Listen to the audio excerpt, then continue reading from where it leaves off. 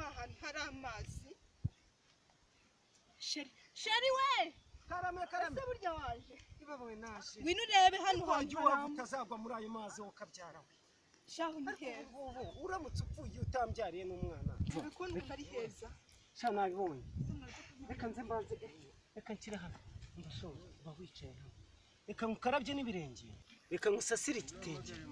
we wicaye mbega ukuntu ari heza we umva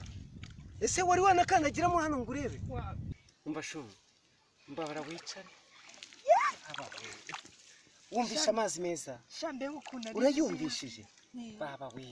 noneho njyeweho ndumva ameze neza ndumva natuje umubabaro wose ushiriye hano reka zana ibirenge bamwe baba we umva shunga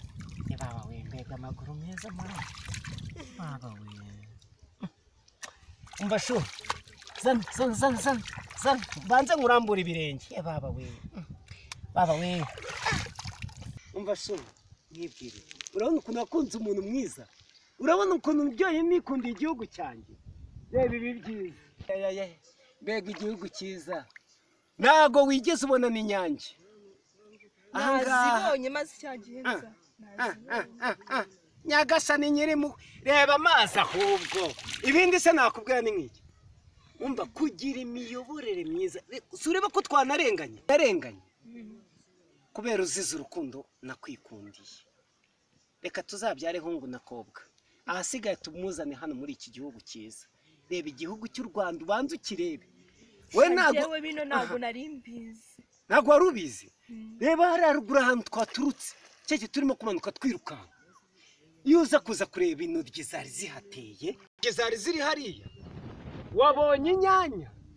wabonye ibiti byiza banza ndebere noneho na hariya reba n'inka we reba ubushyo yaba ari nk'ubwa data nyagasani yaba ari nk'ubwa data ariko tuzabitunga icya mbere cyo nuko dufite imiyoborere myiza tudafite imiyoborere myiza amashuri ntabwo twagakwiye kuba turi hamwe ngwino igihe twahereye ariko banze wiyumve amazi atazakumira aha amazi nubwo tuyafite ngwino umva ngwino ariko se aha ngaha urabona ngiye nahagera